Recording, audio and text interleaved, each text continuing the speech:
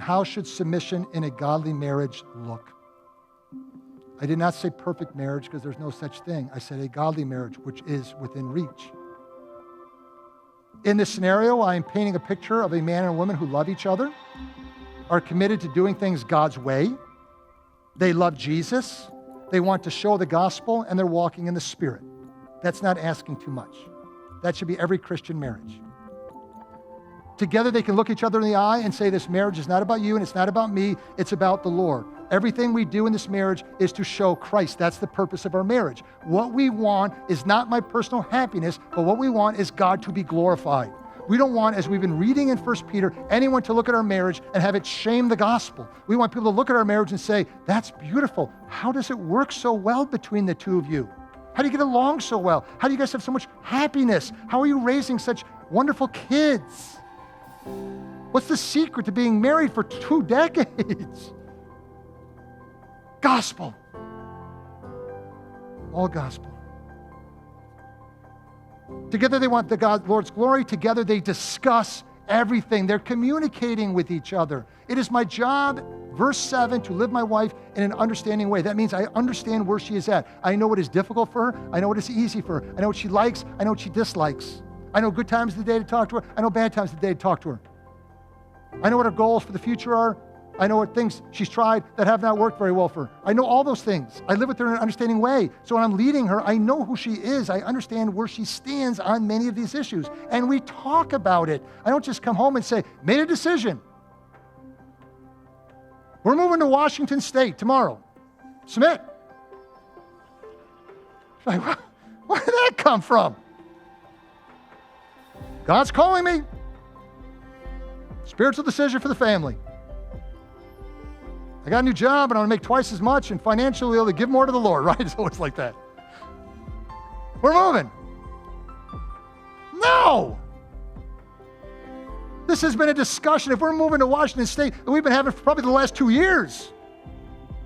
And I'm not saying we're doing anything unless she's on the same page with me. The husband should never demand his wife to submit.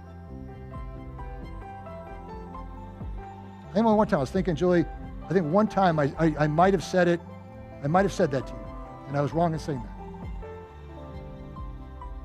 that. I still remember, we were at West Point. Maybe I thought I was Norman Schwarzkopf or something. And I shouldn't demand it.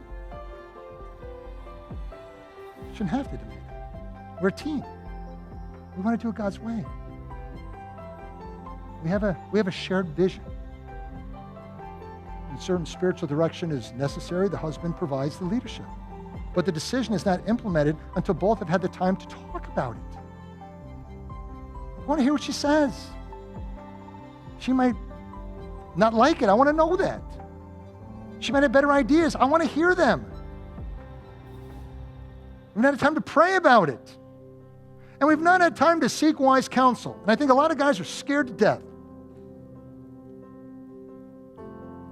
Have someone that you really respect, a man or a woman, sit down with the two of you, share the situation, and see what that person says. But a lot of guys are scared because then they won't get their way, maybe.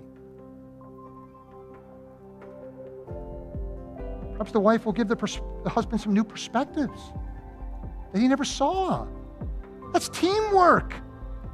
That's what one flesh is all about. We're doing this together as one. It's not me just driving the ship and you guys are just going for the ride. We're doing it together as a family. We have the Holy Spirit, and I want to believe that if this is a significant spiritual direction, that the Holy Spirit is leading you the same way He's leading me. And if that's not the case, I got to go back to the drawing board. Something's not right. Yet only when these avenues have been fully exhausted and the husband feels that a certain spiritual direction is necessary for the family, does then the wife support her husband's decision, and this principle comes into place. Realizing that the husband, not her, will stand accountable before God.